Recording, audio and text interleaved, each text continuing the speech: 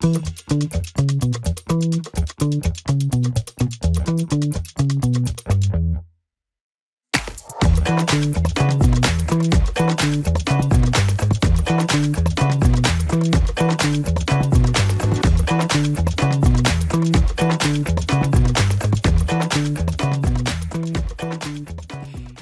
hello, our happy quilters.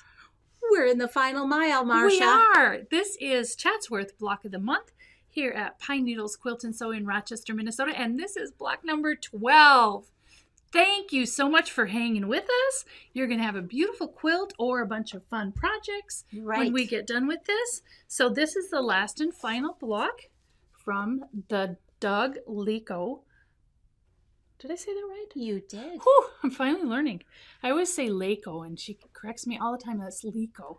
So anyways, this is his wonderful book. This is Chatsworth, a Block of the Month, and it premiered right here with the Block of the Month, and now we're on block number 12. And like I said the last few times, we're just going over the blocks, all of the cutting instructions and everything. You'll find those in the previous earlier block editions. We have made these, and this is the last and final installment of the block, with the traditional cutting, which I used of this fabric line, just exactly as it's written in the book. So just exactly as it's written in the book, this one. And then this one, I used rulers. I used a set of rulers, and those are all covered in the front of the book too. And also, this is made with a jelly roll, which is kind of fun to do. So you just needed a little bit of an extra yardage of the background to make every single block, but a jelly roll will make all of the blocks. So this is block number 12, and now we're going to take a peek at Joy's block number 12. She's been using Christmas fabrics all the way along here, and she used AccuQuilt to cut, and then she's going to show you how to put this final block together. Absolutely. So for many of us, flying geese are either you love them or you hate them. You kind of got to almost embrace them at some point, because almost lots of quilts, not every quilt, but there are so many different variations of them, different ways you can put them together, big, small. At some point, you're going to make one or two or 1,000. I know. I have one of those in progress. Okay, this block is all made with flying geese, only flying geese. And in AccuQuilt world, the two dies you need to make flying geese always are die 4 or 5. Does not matter what size set you purchase. All flying geese are made with dies 4 and 5. And the key to a flying goose unit is that the goose body is twice as big as the sky pieces. And so what that looks like here, you can't really tell that these are flying geese, can you, Marcia? Because they are put together. No, you can't. In an interesting way. And often some of these would be cheated with using half square triangles, but not in this one. So I'm going to go ahead and take a look at this. And here, what makes this block interesting is you have one set of geese that have a dark body with light sky pieces, and then the other set is the light body with the dark pieces.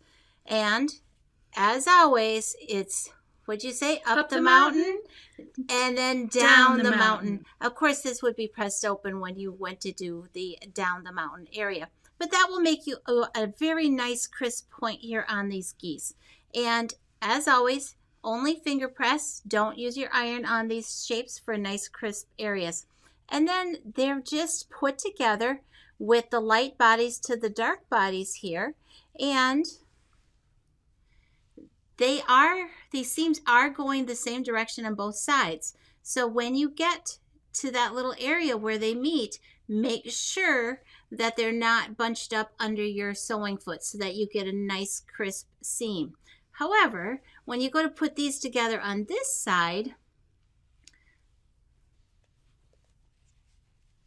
the tip I'm going to give you is make sure as you reach this intersection that you stop and make sure that this is not all bunched under your sewing foot. Again, one little seam or one little stitch on the inside area of that triangle will make for a nice crisp point. This is a 4 patch. We've covered it before. The right side goes to the left side, right side to the left side. fold them together, nest your middles for a perfect seam. And I think this is one of my favorite little combinations of blocks on this. And it's really easy. that is your final one. So I think that is a nice way to finish up.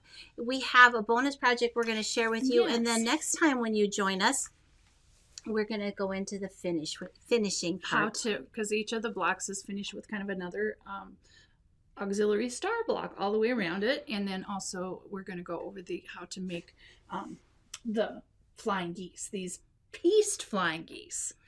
And I'll spend a little bit more time on a couple of different squaring up techniques, because squaring up is definitely needed in the final step to make sure all your pieces come together. So we'll be bringing this quilt back again, probably have it behind us when we demonstrate the flying geese. We're just going to show you this half, but this is a bonus project, and this is using all of the flying geese and some background fabric.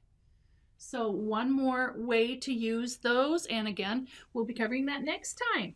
Right. So we'll wrap it up for all the blocks 1 through 12. We thank you so very much for sticking with us and joining us on this journey down into Chatsworth, the block of the month. It has been so much fun. We're not done yet, though. We've got the finishing.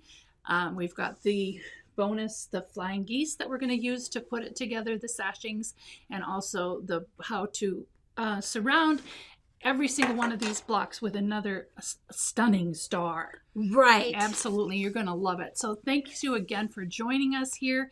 And we will see you for the finishing in 2 weeks.